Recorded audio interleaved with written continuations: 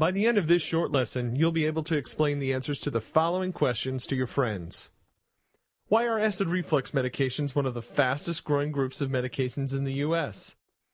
Why is it that Americans have the highest calcium consumption in the world, yet poor bone health? How can a diet soda with 0 calories make you gain weight? Here's the second thing that'll change your life. Are you ready? Every food or beverage is alkaline, acidic, or somewhere in between. Alkalinity and acidity are measured in terms of pH, which stands for potential of hydrogen. This is a pH scale. It ranges from 0, the most acidic, to 14, the most alkaline.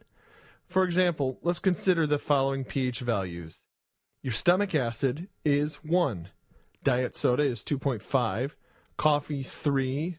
Water 7. Your blood ranges from 7.35 to 7.45. Seawater is 8.5 and baking soda is 12. Ideally, human blood should be slightly alkaline, between 7.35 and 7.45 on the pH scale. Your body won't allow your pH to become imbalanced. If it did, you would die. Your body has built-in mechanisms such as respiration, perspiration, urination, and mineral depletion, which keep it in balance. The trouble begins when your body has to work overtime to maintain balance.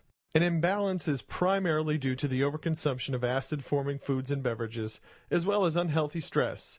We consume considerably more acid-forming than alkaline-forming foods and beverages. We consume too much coffee, caffeine, soda pop, beer, alcohol, processed foods, fried food, high fructose corn syrup, sugar, artificial sweeteners, and animal proteins, just to name a few. In addition to our unhealthy food and beverage choices, we live in a world that keeps speeding up, potentially leading to high levels of unhealthy stress, which also increases acidity. Foods and beverages run the gamut of the pH scale. There are a few general rules. Animal products are for the most part acidic. Let's look at ice cream, cheese, yogurt, beef, lobster, chicken, pork, shellfish, venison, and fish. Vegetables and fruits are primarily alkaline. Let's look at snow peas, spinach, tomatoes, lettuce, squash, potatoes, cabbage, broccoli, asparagus, and sweet potatoes. And fruits, let's look at oranges, bananas, grapes, cherries, grapefruit, mangoes, raspberries, watermelons, lemons, and limes. I know you're thinking we got this wrong. Lemons and limes are acidic, right? Well, the classification of whether a food or beverage is acidic or alkaline is based on the effect it has on the body after digestion. For example, lemons are extremely acidic in their undigested form. However, their end product after digestion is more alkaline, making lemons alkaline forming in the body. A simple way to increase the alkalinity of a glass of water is to add a slice of lemon or lime. Let's see where popular drinks fall on the pH scale. We have soda, beer, coffee, alcohol, and tea. And how about water? Well, let's look at distilled water, bottled water, spring water, and mineral water. Another general rule is the more processed the food, the more acidic it will be. However, just because a food or beverage is acidic doesn't mean it's unhealthy. Blueberries and walnuts are both acid-forming foods, but they have tremendous health benefits. It's more important to pay attention to the overall trend. Remember when we said Americans eat a diet rich in acidic foods? Let's examine some typical American meals. How about a burger, French fries, and a soda? Or a steak, baked potato, and glass of wine? Or what about fried chicken, baked beans, corn, and a beer? Or the all-American picnic of a hot dog, potato chips, and a salad, chip, soda? These meals force your body into an acidic state. So let's bring this all together. What happens when your diet is too acidic? As previously mentioned, your body is constantly putting mechanisms in place to maintain a balanced pH. When your body has to work overtime to maintain balance, the trouble begins. As the blood becomes too acidic, less than 7.3 or so, mechanisms kick in to bring the blood pH back to about 7.4. The breathing rate increases to remove carbonic acid by exhaling carbon dioxide. The kidneys increase the acidity of the urine. Minerals begin to be leached out of the body, and the blood pH is quickly back to normal. Here's the kicker. To compensate for an acid-forming diet and high levels of stress, the body uses alkaline-forming minerals such as calcium, magnesium, iodine, potassium, and sodium. Well, that's good, right? What's the problem? The problem is that by eating diets rich in acidic foods, Americans are forcing their bodies to use these precious minerals to achieve balance. Let's take a look at some health problems related to an acid-forming diet and high levels of stress. One of the fastest growing categories of medications in the U.S. are medications that relieve acid reflux. These medications relieve the discomfort, but are they truly fixing the problem? Ask yourself, why do I have acid reflux in the first place?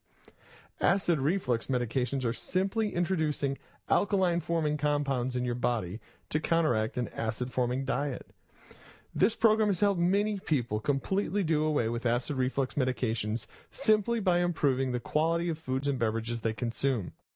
The U.S. has one of the highest calcium intakes in the world, but still has poor bone health when compared to other countries. Why? If we're consuming enough calcium to keep our bones healthy, what's the problem?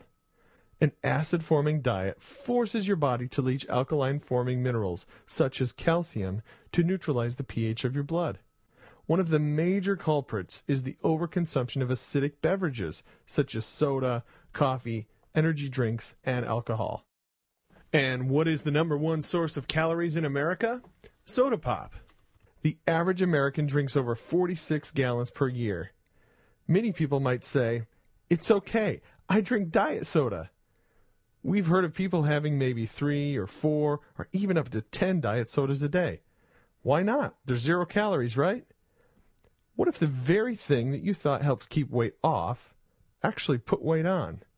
How? Diet sodas, as well as regular sodas, contain phosphoric acid. Phosphoric acid is right next to battery acid on the pH scale. Constantly flooding the body with an acidic beverage, as we now know, results in the leaching of many minerals. We discussed the leaching of calcium, but now let's focus on iodine. Iodine helps support the health of the thyroid gland. Without iodine, the thyroid cannot work properly. One of the main functions of the thyroid is to regulate the body's metabolism. If you have an underproducing thyroid, your metabolism can become sluggish and weight gain can follow. And that's how a drink with 0 calories can cause you to gain weight. So tell me, how do I balance my body's pH? It's simple. 2 things: R&R and proper diet. First, rest and recovery. Take time for yourself. Get more sleep. Take regular vacations. And try to get a little downtime each day. Secondly, diet. Consume foods and beverages that have high alkaline levels. Now, there's no need to memorize these foods we presented.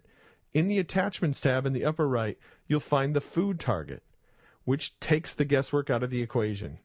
The food target ranks foods from poor in the outer circle to best in the inner circle. One of the main considerations in developing the food target was the effect the food has on your pH. If you're curious, you can monitor your pH on a regular basis by the use of litmus strips. These may be purchased at most health food stores or pharmacies and measure the pH of your saliva or urine. On a side note, the pH of your saliva and urine should fall between 6.8 and 7.2.